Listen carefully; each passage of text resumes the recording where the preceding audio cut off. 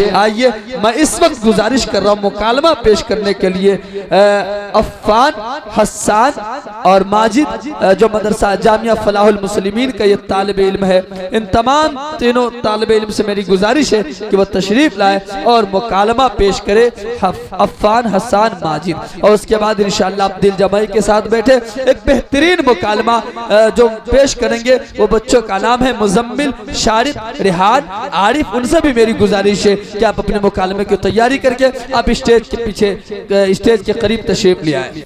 अस्सलामु अलैकुम भाईजान। वालेकुम अस्सलाम हसन। अरे भाई हसन, आप कहाँ से आ रहे हो? मैं अपने मकतब से पढ़कर सीधा घर जा रहा हूँ और अल्लाह का शुक्र है कि अब हम सभी भाई मिलजुल कर घर चलेंगे। ठीक है ना भाई? अरे हसन, वो तो ठीक है, लेकिन तुम कुर्ता पजामा पहने हुए हो और हम लोग इतना अच्छा ड्रेस पहने हुए हैं, ये कैसे हो सकता है? लोग तो तुम्हें हंसते हैं। भाईजान, ये लोगों की बेवकूफ़ी है। अगर लोगों ने खुद ही दीन इस्लाम और उसके अहकाम से आंख बंद कर रखी है तो इसमें दीन का क्या कसूर है? अब देखो भैया, मम्मी बताती है कि चमगादड़ को दिन में सोचता नहीं है और चंदवी के चांद पर कुत्ते भौंकते हैं, तो इसमें सूरज और चांद का तो कोई दोष नहीं है। वो तो ठीक है, लेकिन देखो हसन, हम लोग तो इंग्लिश पढ़ते हैं और अब्बू बताते हैं कि हमें नौकरी मिलेगी और खूब पैसे मिलेंगे, और मम्मी कह रही थी कि तुम्हारे पढ़ाई में नौकरी भी नहीं मिलते और खूब पैसे भी नहीं मिलते। भाई देखो, असल बात जो मुझको हजरत उस्ताद साहब ने बताई है वो ये है कि हमारी पढ़ाई अल्लाह मियाँ को राजी करने के लिए है। इस पढ़ाई से हम कुरान समझेंगे और हदीसें पढ़ेंगे, लोगों को दिन की बातें बताएंगे। और हजरत ने यह भी बताया है कि अल्लाह मियाँ क़यामत में ये ना पूछेंगे कि ABC का माना बताओ, बल्कि दिन के बारे में सवाल होगा। अरे तो क्या हुआ, आखिर हम तो मुसलमान हैं, कुछ ना कुछ बता ही देंगे। क्या तुम समझते हो हमें कुछ नहीं आता? आखिर अबू जान हम लोग को कन्वेंट में पढ़ाते हैं। अच्छा अफ़ान भाई, तो आप पहले यह जान लीजिए कि आपने सलाम का जवाब देने में गलती की है। वालेकुम सलाम नहीं होता है, वालेकुम सलाम होता है। दूसरी बात यह है कि अगर आपको कलमा आता है तो सिर्फ पहला कलमा सुना दीजिए, फिर मुझसे सुन लीजिए। हाँ, क्यों नहीं, लो सुनो, पढ़ता हूँ। ला इलाहा इल्लल्लाह मुहम्मदुर रसूलुल्लाह। बड़े भाई तू भी सुना दे। ला इलाहा इल्लल्लाह मुहम्मदुर रसूलुल्लाह। अफ़ान भाई, कलमा इस तरह नहीं पढ़ते हैं, बल्कि यूँ पढ़ते हैं, ला इलाहा इल्लल्लाह मुहम्मदुर रसूलुल्लाह। अल्लाह ताला के सिवा कोई माबूद नहीं, हज़रत मोहम्मद सल्लल्लाहु अलैहि वसल्लम अल्लाह के रसूल है। अच्छा, अब दूसरा कलमा सुन लो।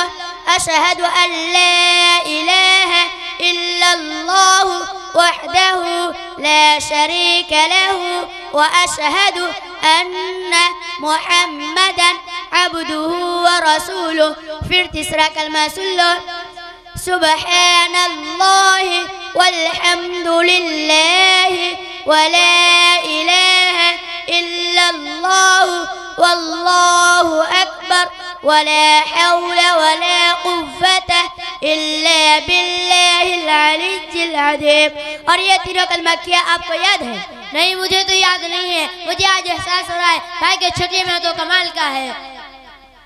अच्छा भाई, आप तो सिर्फ जुमा को नमाज पढ़ते हैं, तो तुम्हें नमाज पढ़ने आती होगी। अरे वाह, ये क्या सवाल किया। अरे हमें नमाज क्यों नहीं पढ़ने आएंगी? रुकू सजदे करने को नमाज कहते हैं। नहीं भाई साहब, हमारे हजरत ने बताया है नमाज एक इबादत है, इसे जब इत्तेदाल यानी सुकून के साथ अदा करेंगे तब नमाज होगी, वरना वो तो नमाज का खिलवाड़ कहा जाएगा। निज सिर्फ रुकू सजदा नमाज नहीं है, बल्कि इसमें 6 अरकान है जो फर्ज है। भाई हमें तो ये भी नहीं मालूम है कि नमाज के फराइज साथ साथ है। अच्छा, अगर आपको मालूम हो तो बराए करम बता दो। देखिए, नंबर 1 तकबीर तहरीमा, जहाँ से अल्लाह अकबर कहकर हम लोग नमाज शुरू करते हैं। नंबर 2 खड़ा होना। नंबर 3 कुरान मजीद पढ़ना। नंबर 4 रुकू करना। नंबर 5 दोनों सजदे करना। नंबर 6 क़ायदा क़िरा में यानी दूसरी बैठक में तशहुद पढ़ने की मिक़दार बैठना। नंबर 7 खुरूज बिसन्नाही, अपने किसी अमल के जरिए बाहर आना। ये तो हमने आपको बता दिया। अच्छा अब ये बताओ कि हमारे रसूल सल्लल्लाहु अलैहि वसल्लम कौन है, उनकी माँ का नाम क्या है, वो किस खानदान के थे? ए भाई हसन, बाप रे इतना मुश्किल सवाल मैं तो कभी सोच भी नहीं सकता था कि तुझे दिन के बारे में इतना मालूमात है, इतना नॉलेज है। भाई हम तो यह सवाल सिर्फ सुन सकते हैं और सिर्फ हमें इतना मालूम है कि हमारे रसूल का नाम मोहम्मद सल्लल्लाहु अलैहि वसल्लम है। अच्छा देखो अब मैं बताता हूँ, मुझे अम्मी अबू भी सिखाते थे और हजरत उस्ताद ने तो अल्हम्दुलिल्लाह याद करा दिया है। हमारे रसूल का नाम मोहम्मद सल्लल्लाहु अलैहि वसल्लम है। आप सल्लल्लाहु अलैहि वसल्लम की माँ का नाम बीबी आमना है। आप सल्लल्लाहु अलैहि वसल्लम को दाई हलीमा ने दूध पिलाया। आप सल्लल्लाहु अलैहि वसल्लम हाशमी खानदान के हैं। आप सल्लल्लाहु अलैहि वसल्लम शजर नसब जो सही हदीस से साबित है वह इस तरह है, मोहम्मद सल्लल्लाहु अलैहि वसल्लम बिन अब्दुल्लाह बिन अब्दुल मुत्तलिब बिन हाशिम बिन अब्द मनाफ बिन कुसै बिन किलाब बिन मुर्रा बिन कअब बिन लुवै बिन गालिब बिन फहर बिन मालिक बिन नसर बिन कनाना बिन खुसैमा बिन मुदरिका बिन इलियास बिन मसर बिन नज़ार बिन माद बिन अदनान। ए भाई आज तक हम लोग आपको बहुत घटिया समझते थे। अम्मी अबू भी कहते थे कि हसन को नौकरी नहीं मिलेगी, मगर आज ये मालूम हुआ कि आप तो दिन जानते हो, हम लोग तो सही से कलमा भी नहीं जानते। अब हम भी तुम्हारे साथ पढ़ेंगे कि हसन। हाँ हाँ बिल्कुल बिल्कुल, ये तो जरूरी है। लेकिन एक बात और बताओ, क्या तुम कुछ इंग्लिश भी जानते हो? देखो अफान भाई, थोड़ी बहुत हम लोग भी इंग्लिश पढ़ते हैं। जैसे एप्पल माने सेब, पेन माने कलम, व्हाट इज योर नेम, तुम्हारा नाम क्या है, हम बहुत ज्यादा नहीं पढ़ते। और हाँ चाचा जान ने जो नौकरी की बात कही है तो खुद ही देख लो, बड़े चाचा आज तक नौकरी का इंतजार करते करते बुरे हो गए, उनको कहाँ मिली। तुम ठीक कहते हो, अब हम भी तुम्हारे साथ पढ़ेंगे और मुसलमानों वाला लिबास पहनेंगे। हाँ भाई, इसमें बरकत भी है और जैसे का रूप बनाओगे वैसे कहलाओगे। खैर हम सब लोग अल्लाह से दुआ करो कि हम लोगों को अल्लाह आलिम बाअमल बनाए और दीन के लिए कबूल फरमाए। आमीन। खुदा हाफिज। माशाअल्लाह।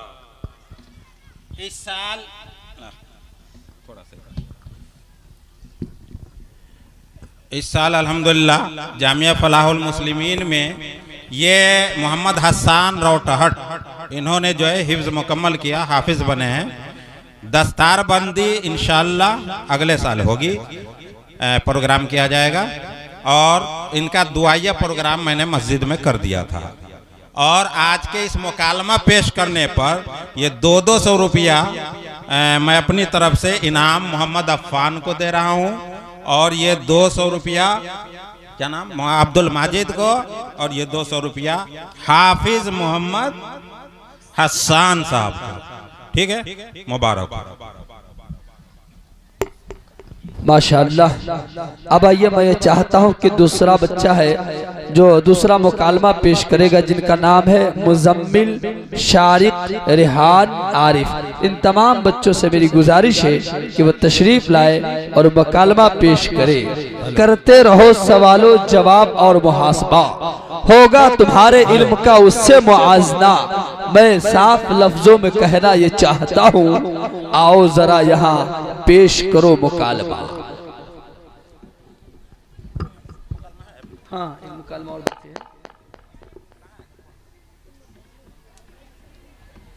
मुजम्मिल शारिक रिहान आरिफ।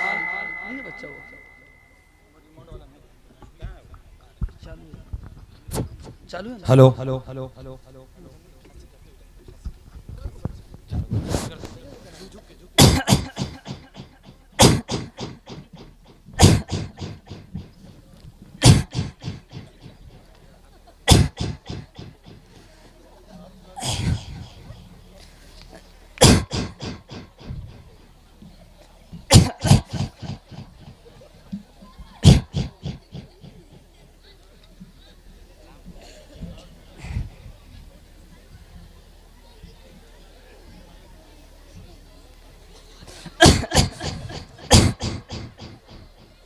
ओ चाचा, क्या बात है भैया? अर्जुदा हम बहुत दूर से आए हैं, आज आपके गांव में ठहरना चाहते हैं। तो ठहर जाओ, तुहार वास्ते हमारे घर हाजिर बा, चलो घरे। अच्छा पहले थोड़ा यहाँ खड़े खड़े बात कर लेते हैं, फिर घर चलेंगे। जैसन तुहार मर्जी। मगर खड़े खड़े का है? बैठ, अच्छा से बात होई। कोई बात नहीं, ठीक है, ऐसा ही अच्छा लगता है। खैर सुनिए, आपको मालूम है कि मोहम्मद रसूलुल्लाह सल्लल्लाहु अलैहि वसल्लम के बाद इस दुनिया में दूसरे नबी आए हैं जो लोगों को सच्चे दिन की दावत देते हैं। अरे का कहत हो साहेब, रसूलुल्लाह सल्लल्लाहु अलैहि वसल्लम के बाद कैसे कोनो नबी आए? ओहन नबी तो आखिरी नबी बा। यही तो अफसोस की बात है कि आपको मालूम नहीं, कि किसी ने आपको बतलाया नहीं। अरे हमें बतलावे के का बात है? अरे हमें बतलावे के का बात है? ईसाब बतियाहन के हमार नबी के बाद कोनो नबी ना आई। हमार मौलवी साहब जुमा में यह बयान कियन है और बयान करत रहे के ये हमार ईमान की बात बा। और हमार बाबा और चाचा से भी हम यह सुनत रहे के वो दोनों भी मौलवी साहब हन। देखो चाचा, दुनिया में बहुत से नबी आए हैं ना। हाँ आए रही, हम तो सुन लेनी के 1,24,000 आए रही। ठीक इसी तरह एक और नबी नया आया है, क्योंकि कोई भी नबी आता है तो बिगड़ी हुई कौम को सुधारता है, सच्चाई का रास्ता दिखाता है। फिर एक नबी चला जाता है तो वह कौम फिर बिगड़ जाती है। फिर अल्लाह ताला कोई नबी भेजता है तो लोगों का ईमान को सही करता है। इसी तरह मोहम्मद रसूलुल्लाह सल्लल्लाहु अलैहि वसल्लम के बाद कौम मुस्लिम में बिगाड़ आ गया है तो अल्लाह ताला ने एक नबी भेजा है। वो नबी कहाँ बा जो अभी नवा नवा आइन है? वो नबी कादियान में पैदा हुए थे, उनका इंतकाल हो गया, अब उनका दिन जिंदा है। अरे भैया, जब वो नबी मर गई तो वो के मान के का होई? अब कोई नवा नबी जब अहन तब तो हमका बतलाई दिया, हम वो नबी से जरा बात करे।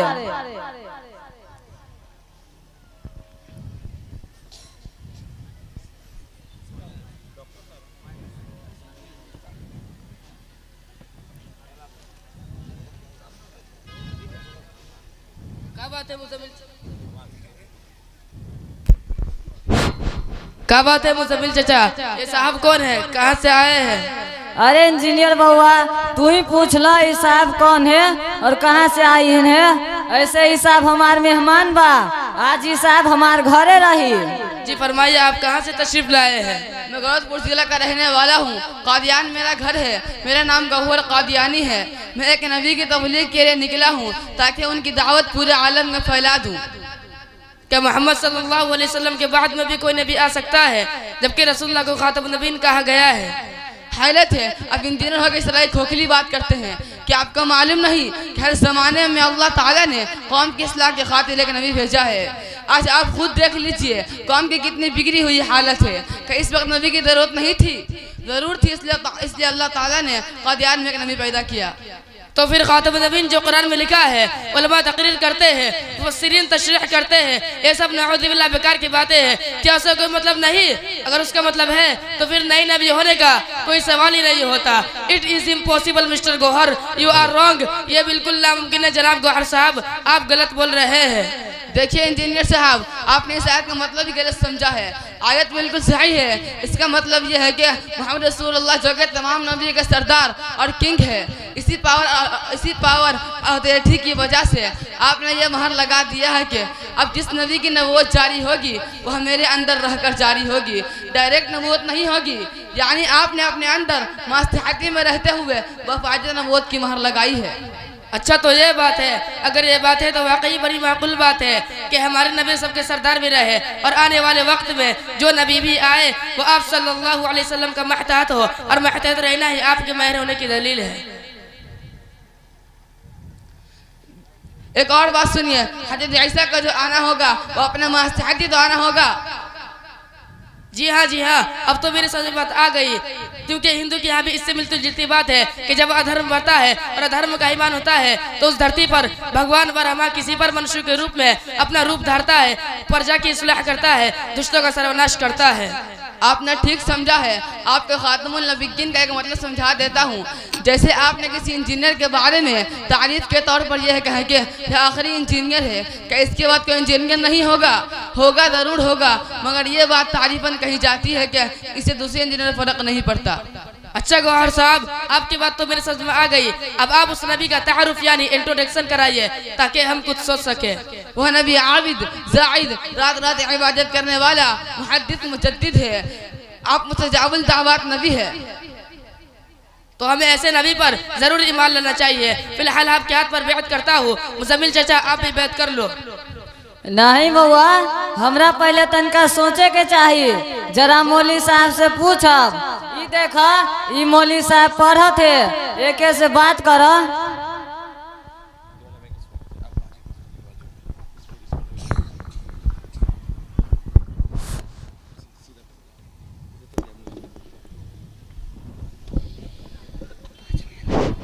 मुजम्मिल नाना कोई खास बात बा का? यहाँ लगत है कि इंजीनियर चचा के रंग तंग बदलल बा। हाँ बेटा आरिफ, ई नवाज साहब कहत है के कोनो नवा नबी आइन है। क्या बात है साहब, आप लोग का है मिर्जा गुलाम अहमद कादियानी, काना दज्जाल मकारजानी, हराम खोर की बातें तो नहीं कर रहे हैं। अरे भैया, आपको सवाल संभाल कर बोलनी चाहिए। आप पढ़े लिखे हैं और मैं उनको मान चुका हूँ। चचा हैरत है कि आपने उसको मान लिया। क्या आपको पता नहीं कि मिर्जा कितना बड़ा कमीना है? अगर मालूम नहीं तो सुने। मिर्जा कादियानी अंग्रेजों का कुत्ता था, उनके टुकड़ा पलपता था, उसी की गाथा था। जिस वक्त शाह अब्दुल अजीज रहमतुल्लाह अलैह के फतवा की बुनियाद पर सारे हिंदुस्तान में अंग्रेजों के खिलाफ मुसलमान जहाद कर रहे थे, उस वक्त अंग्रेजों ने उस सुअर का नबूवत का ताज पहनाया और उसने जहाद होने का फतवा दिया। आप तो अप टू डेट है ना? जाकर फोरोटोलिम की तारीख देखिए, उसमें लिखा है कि अंग्रेजों ने मुसलमानों को बढ़ते हुए सैलाब को देखकर उन्हें फुट डालने को कोशिश की, जैसा कि उनका तरीका था डिवाइड एंड रोल। इसके लिए लंदन में मीटिंग हुई कि कोई नबी बनाए जाएंगे ताकि ये जाहिल मुसलमान इस तरफ झुक पड़े। मगर कुर्बान जाइए मुसलमानों के ईमान पर, क्या उन लोगों ने साफ साफ कह दिया हम जमीर बेच देंगे, घर बेच देंगे, खानदान को दाव पर लगा देंगे, हमेशा की तरह बीवी और बेटी तक को कुर्बान कर सकते हैं, लेकिन नबूवत का दावा हमारे बस की बात नहीं। यह तो उस नबी की शान थी जो 1400 साल पहले तशरीफ लाए थे। आखिर में अंग्रेजों लोग उस कमबख्त से मिले, उसने दौलत के लालच में सब कुछ मान लिया। उस तारीख में अभी लेके गए, जब उसे बड़े अफसर के पास ले गए तो उसने मुंह फेर लिया और कहा किस उल्लू को पकड़ लाए। अरे नबी का चेहरा ही कम से कम ऐसा होता है जिसे देखकर हजारों जान कुर्बान और हजारों दिल ईमान ले आदे। बल्कि यह शख्स सिर्फ कालिया ही नहीं बल्कि काना भी है। उसकी एक बत्ती गायब है। जब हम एक बल वाली गाड़ी को रास्ता पर नहीं चलने देते तो उसको कौन चलने देगा? उसका तो एक लाइसेंस ही गायब है। जब ऐसी बात थी तो ये नबी कैसे बना दिए गए? क्या आपको मालूम नहीं कि मजबूरी का नाम महात्मा गांधी है? उसी तरह उसे बनाया गया। अरे चचा, ये शख्स तो छटा हुआ बदमाश, चोट्टा पक्का जाने और एक नंबर का झूठा था। हजारों झूठ बोलकर अंग्रेजों से पैसे ऐंठे हैं और बेशुमार झूठ दावाए के नबूवत में बोला है, जो तारीख के सफ़हात में मौजूद है। अरे साहब, हमारे मिर्जा इस्लाम जो सिर्फ 15-20 झूठ बोले हैं, इतना सा झूठ से इतना बड़ा नबूवत पर क्या फर्क पड़ेगा? रहा जिनाकार होना, तो आपको मालूम नहीं है वो जिना नहीं करते थे बल्कि वो तो बरकत पहुंचाते थे। बताइए आपके बेटी ने बरकत लिया कि नहीं? अगर नहीं तो आप कमबख्त ठहरे, और अगर लिया तो बताइए इस वक्त। ला हौला वला कुव्वता। मेरी बेटी क्यों जाती कि मैं इतने गिर गया हूँ कि अपनी बेटी दे देता। अरे उन्होंने तो मुझे 3 लाख रुपये और एक कलर टीवी दिया था, इसलिए मैं उनकी तबलीग कर रहा हूँ और पर ईमान भी रखता हूँ। उसने तो अपने माँ से भी एक मरतबा जिना किया था, वो चूंकि माल खा लिया था इसलिए उसे कुछ पता ना चला और मुँह काला कर गया, बल्कि बरकत दे गया। हम आपकी बात सुनने के लिए तैयार नहीं है क्योंकि आप झूठे हैं। हमारे मिर्जा ऐसा नहीं किया। आप अफसोस है कि आप मदीना होकर झूठ बोलते हैं। झूठों की बात है, कोई एतबार नहीं। अरे कमबख्त, डूब मारो तुम लोग कि मैंने एक झूठ बोला था बुदक गए और मेरे मौलाना होने पर तहमत और इल्जाम लगाने लगे। और जिसने बेशुमार झूठ बोले हैं, क्या वो नबी हो सकता है? उसने तो बेशुमार झूठ बोले हैं और झूठा हो अपने दावा भी रखता हो। अरे का बुझाता हो इंजीनियर बउआ? ई बउआ देवांत में पढ़ा था। एक से तनी खातिमुन नबिय्यीन का मतलब बताए दो। नाना जी वो तो बता दूंगा, जरा सा और सुन लीजिए। इस नालायक गधे ने यहाँ तक कह दिया कि मेरी बहादत तानिया है, यानी वो मोहम्मद सल्लल्लाहु अलैहि वसल्लम जो 1400 साल पहले आए थे वही मुझ में रूप धार लिए है। यानी ये शख्स जो उतार अकीदा का भी कायल था, अवागुन का भी कायल था, जो खालिस सुन्नत का अकीदा है, उसका किताब ने किताबुल बारी किया सफ़ा नंबर 72 पर लिखा है, अवाइन खुदा तेरे अंदर उतर आया। रूहानी खजाइन में यह भी लिखा है कि तू मुझ में समाया हुआ है और मैं तुझ में समाया हुआ हूँ। आगे सुने, खुद को अल्लाह की बीवी भी कहता है, इससे बढ़कर कहता है अल्लाह ताला मुझ पर रजूलियत की क़ुव्वत यानी क़ुव्वत मर्दांगी का इजहार फरमाया है। और खुद ही लिखता है, समझने वाले के लिए इशारा काफी है। लगता है आरिफ मियां आपने उनका काफी गहरा मुताला कर रखा है, मेहरबानी फरमाकर कुछ सुनाइए, आपकी बातें बड़ी अजीब और दिलचस्प है। अल्हम्दुलिल्लाह मैंने कुछ पढ़ा है, इसमें से चंद सुने। ये शख्स खुद कभी हामिला, कभी मरियम, कभी ईसा, कभी अल्लाह का नुतफ़ा बनता है। ये लिखता है, इलाही बख्श चाहता है कि तेरा हैद देख तुझ में हैद नहीं बल्कि वो बच्चा होगा जो बमंज़िलत फ़ालुल्लाह है। एक जगह लिखता है, मरियम की तरह ईसा की रूह मुझ में नफ़्ख़ की गई और सारा के राज में मुझे हामिला से ठहरा दिया गया। और खुद ही लिखता है, उतार का अकीदा और उतार तो ऊपर सुने लिया, इस पर वही I, I love you, I am with you, I am in you. भला खुद सोच लीजिए, ये नबी हो सकता है? आरिफ मियां अच्छा खातम नबीन का मतलब बता दीजिए ताकि और मजबूती हो जाए। खातिमुन नबीयीन का मतलब यह है कि आगे बाद किसी किस्म का कोई सच्चा नबी नहीं होगा। झूठा अपनी मिट्टी पलित करता फिरे, इससे हमारे नबी पर कोई फर्क नहीं पड़ेगा। 100 आयतों से और 200 हदीसों से खातिमुन नबीयीन का मतलब यह है कि आगे बाद कोई नबी सच्चा नहीं होगा, कोई नबी सच्चा नहीं होगा। झूठा अपनी मिट्टी पलित करा फिरे, इससे हमारे नबी पर कोई फर्क नहीं पड़ेगा। 100 आयतों से और 200 हदीसों से खातिमुन नबीयीन का मतलब यह है कि आपके बाद कोई नबी नहीं हो सकता। खुद मिर्जा भी पहले यही कहता